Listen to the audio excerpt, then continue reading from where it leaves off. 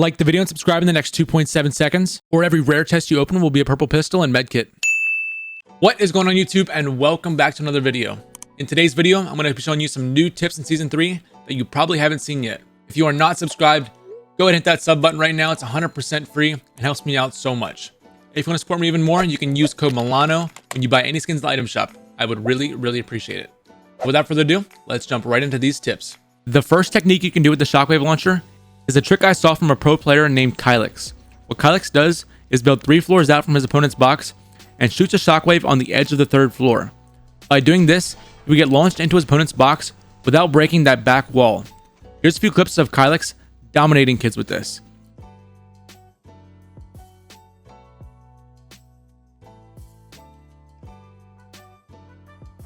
Most of you guys have probably seen this before, and by now, most good players will be expecting it. So now you can do this new technique I saw FaZe martoz do. What martoz does is build 3 floors out just like Kylix, but this time on the top of his opponent's box. Then he places a wall at the end of the 3 floors and shoots the shockwave at the wall. As you're being launched at your opponent's box, you hold floor and cone so you can easily steal your opponent's top 2 pieces on their box. From here, you can edit down and get a free shot on your opponent. Here's a clip of martoz doing it perfectly.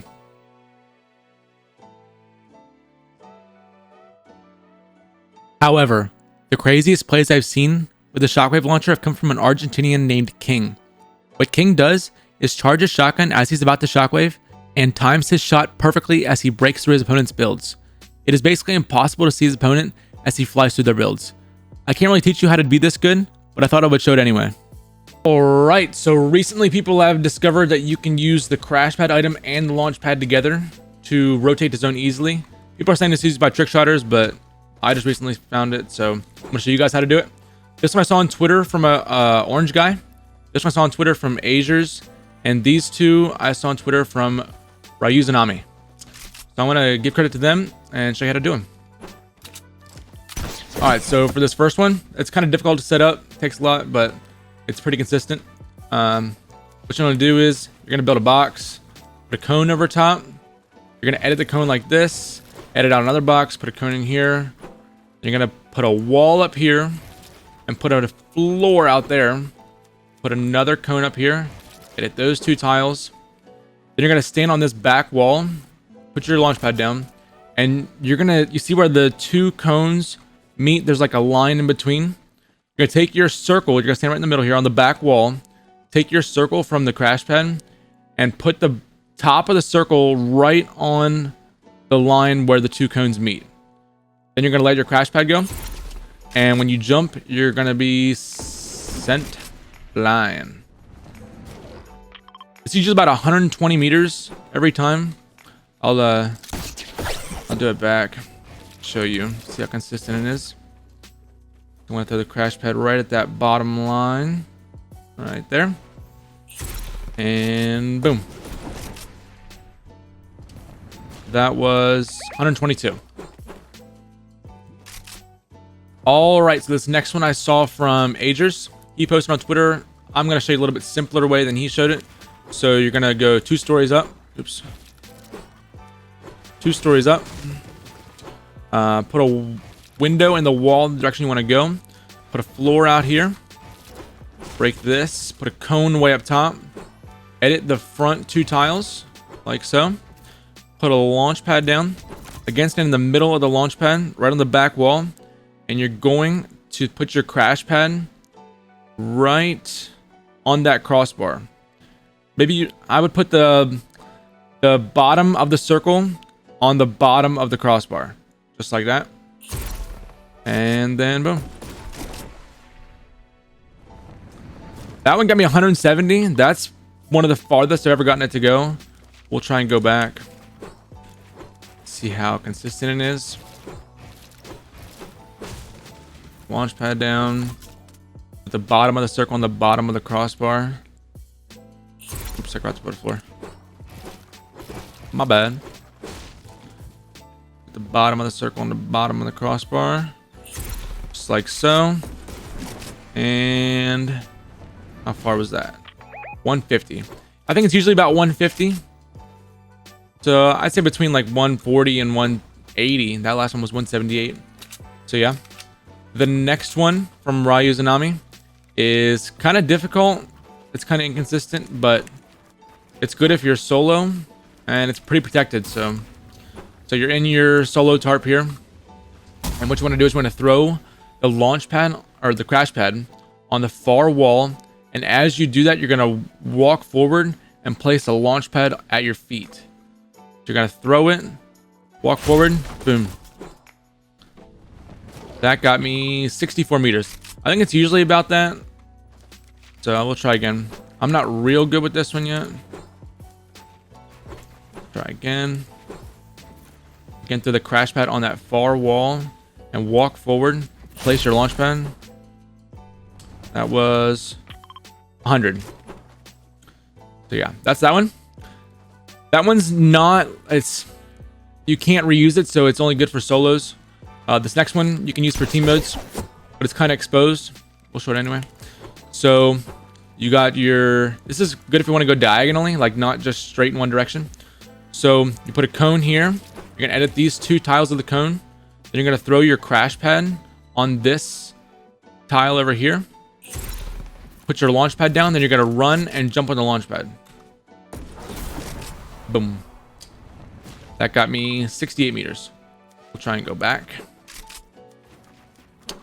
So put my cone here, edit this tile, that tile, throw my crash pad over there, and run and jump.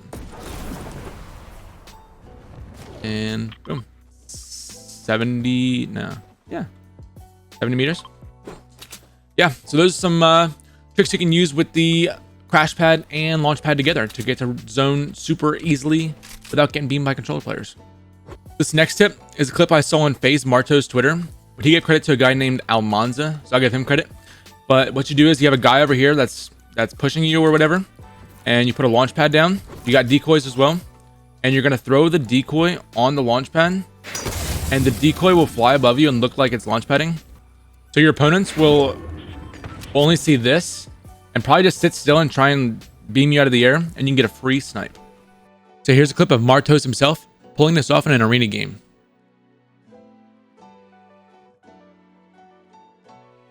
All right, so most of you guys probably know the glitch in the game right now where you can reload instantly by dropping your gun and picking it back up, but there's an easier way to do it. I learned this from Jarian, so props to Papa Jarian. But what you want to do is go in your settings and change your, this is only for keyboard and mouse players, but yeah, go in your settings and change your toggle inventory to either X or Z, because X or Z are the two keybinds that let you drop your weapon. X or Z. So if you make it X or Z, you can, by changing your toggle inventory to X or Z as well, means you can go to your inventory and drop with the same button. So if I hit X twice, it drops it. It pulls my inventory out and drops it. I'll show you my keyboard here. If I hit X twice, it drops my shotgun instantly. All right, so this next tip is also just for PC players, but you ever had a player that just runs in the corner and just camps there and you can't find them and you don't want to run in there because you want a 50-50? Well, what you can do is you can turn your view distance down to near. And when you do that, if you're outside of 50 meters, you can actually see through the cornrows. But as soon as you step inside 50 meters, it goes away. So as long as you're outside 50 meters and you have your view distance on near, you can see through the corn, and they'll probably think you're hacking after you hit them or snipe them. But yeah, do that if you ever find a player and you're on PC and they just camp in the corn. Give that a try.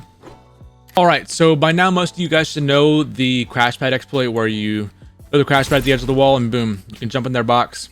And there's nothing they can do. But you can defend it by putting a ramp facing whichever direction they're gonna throw it at. So watch, if I throw it here, I can't get in. I just bounce straight up. But you can go from the side and it would work like that. So if an opponent has a cone inside that protects two sides, Then there's two sides that cannot get hit from, that you can't get in from. Boom, can't do that. Or the other side.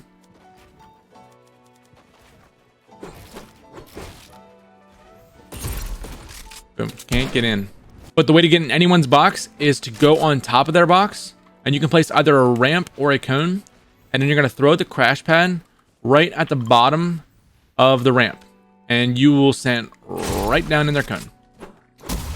And as you fall down, instead of just holding your shotgun out, I would recommend, we'll do this.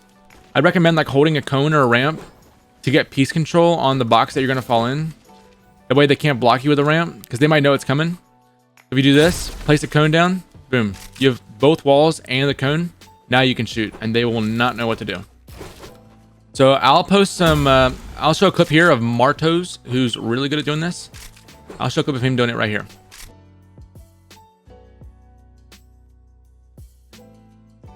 All right, so some more crash pad exploits. I saw this one from this guy named Nuki1x on Twitter.